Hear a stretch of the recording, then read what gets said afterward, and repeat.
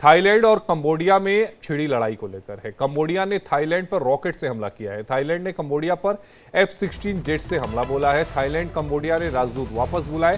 Thai सेना ने Cambodia के सैन्य ठिकानों पर भी हमला किया है। तो थाईलैंड और कंबोडिया के बीच सीमा विवाद ने खतरनाक रूप ले लिया और दोनों ही देशों के सैनिकों ने एक दूसरे पर गोलीबारी की।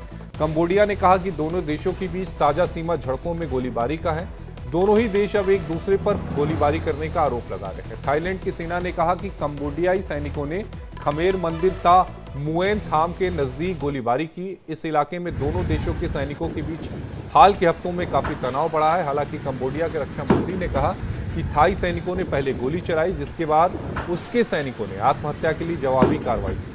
उधर थाई सेना ने बताया कि कंबोडिया ने भारी हथियारों से लैस सैनिकों को तैनात करने से पहले क्षेत्र में एक निगरानी ड्रोन भेजा था।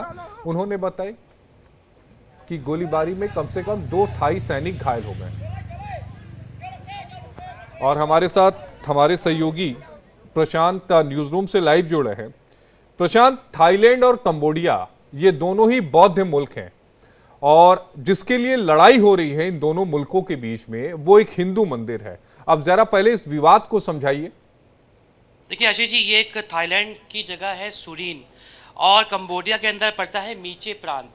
वो एक जो है बॉर्डर पड़ता है दोनों देशों के बीच। जिस बॉर्डर पे ये मंदिर जो बना है उस मंदिर का नाम है प्रसाद टा मुएन।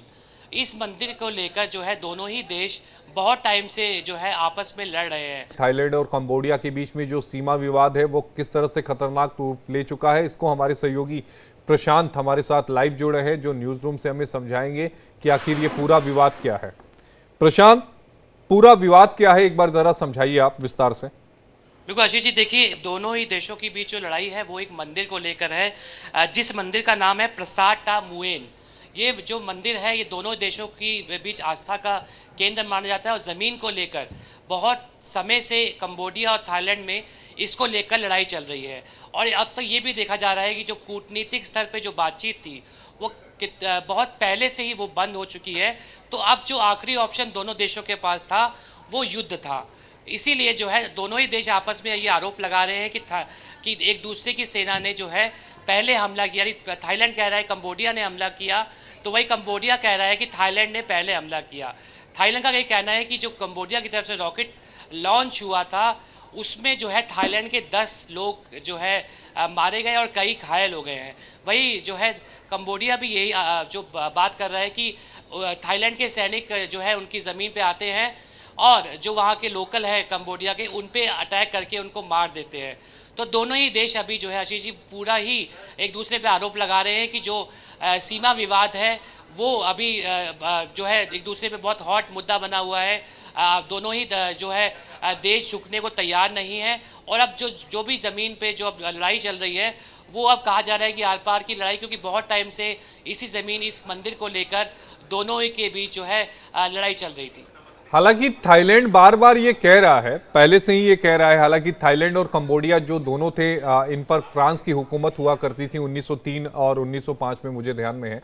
लेकिन एक फैसला आया था आईसीजे का, अंतर्राष्ट्रीय अदालत का एक फैसला आया था 1967 का, वो फैसला था मुझे ध्यान में है, जिसमें अंतर्राष्ट्रीय अदालत ने यह कहा था कि ये जो मंदिर है ये मंदिर कंबोडिया का है।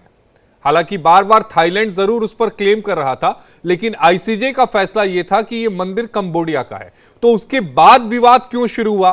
थाईलैंड सुरीन प्रांत पर अपना जरूर आधिपत्य जमा रहा था, लेकिन जब एक बार अंतर्राष्ट्रीय न्यायालय का फैसला आ गया तो फिर विवाद क्यों छिड़ गया?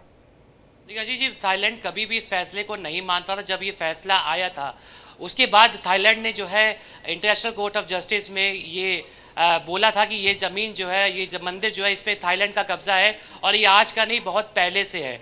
लेकिन कंबोडिया का जब पक्ष में ये फैसला दिया गया तो साफ तौर पे जो है थाईलैंड को ये पसंद नहीं आया और कई बार जो है थाईलैंड ने इस पर कब्जा करने की कोशिश की और जो वहाँ के प्रधानमंत्री हैं उन्होंने भी कई बार इस पर समझौता और बातचीत करने की कोशिश की, लेकिन जो है दोनों ही तरफ से कोई भी फाइनल जो है फैसला नहीं आ पाया, जिसके बाद अब दोनों ही देश लड़ाई पे जो है दोनों के सैनिक आमने सामने आ गए और खूनी संघर्ष जो है दोनों ही देशों में चालू हो गया है। हालांकि प्रशांत जी 2013 में आईसीजे का एक और फैसला आया था। इंटरनेशनल कोर्ट ऑफ जस्टिस ने यह फैसला दिया था कि मंदिर और उसके आसपास का जो हिस्सा था वो भी कंबोडिया का ही है, और ये बात थाईलैंड को नागवार गुजरी। 1962 के जो फैसला था, यानी मंदिर का जो हिस्सा था उसे तो वो स्वीकार कर लिया, लेकिन जब बाद का फैसला आया तो उसे जो थाईलैंड है वो स्वीकार नहीं कर पाया। तब से वो अपनी सेना को वहां पर उसने डिप्यूट करके रखा था। बहुत शुक्रिया प्रशांत जी आपका जुड़ने।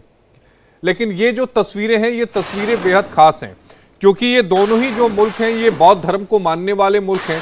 दोनों के पास बहुत ही लिमिटेड हथियार है वो है, और ऐसी उम्मीद नहीं की जा रही थी कि एक दूसरे पर रॉकेट से हमला कर देंगे। हालांकि शुरुआत में यह कहा गया कि पहले थाईलैंड ने हमला किया, कंबोडिया ने कहा, उसके बाद थाईलैंड ने कहा नहीं कंबोडिया ने किया, और दोनों तरफ से ये हमले जो हैं उसके बाद लगातार जो हैं वो तेजी से बढ़ने लगे।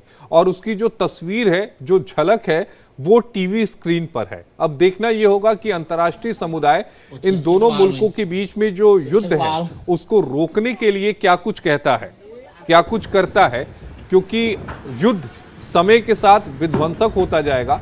हालांकि मैं बार बार कह रहा हूं कि दोनों के पास लिमिटेड हथियार हैं, सैन्य ताकत भी बहुत ज्यादा नहीं है, लेकिन हां, अब देखना यह होगा कि क्या कूटनीतिक तौर पर इस युद्ध को रोकने में कोई कामयाबी हासिल होती है या नहीं, क्योंकि तीसरे पक्ष को इसमें दखल देना ही होगा, तभी ये युद्ध रुकेगा।